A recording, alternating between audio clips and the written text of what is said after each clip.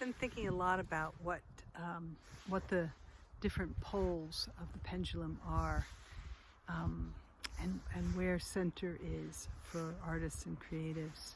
And there's a number of dichotomies that are really key to look at. On the one side is chaos, and on the other side is order.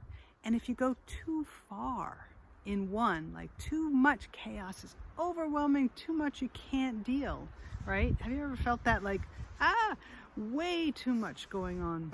And on the other side, too much order, being like so stuck, like everything is so precisely laid out, you can hardly breathe.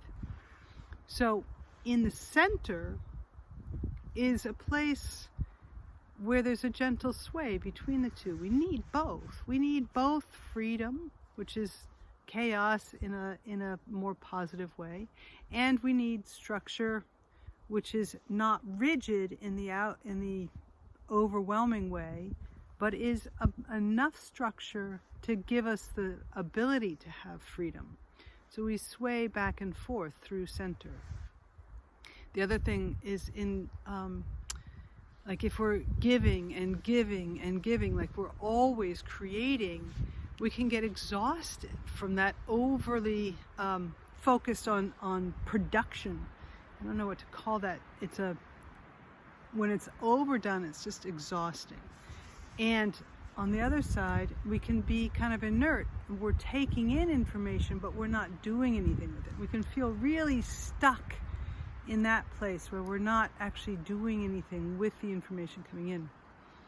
So, but a gentle sway in the middle would be taking time to produce or to be with your creative process, and taking time on the other side to be with the taking in information, getting inspired, walking in the woods as I do, or whatever you do that nourishes your creative self, so that you're moving in that yin-yang symbol. There's a constant sense of movement between the dark and the light, and they've got bits of each in the other. It's a beautiful symbol for what center is. It's not static. We're not static. We live, and living is this constant sense of movement from one side to the other. But being aware that if you go way over here, you get stuck. And if you go way over here, you get stuck. Discomfort and the polar opposites can be distortions of qualities that are really important to have.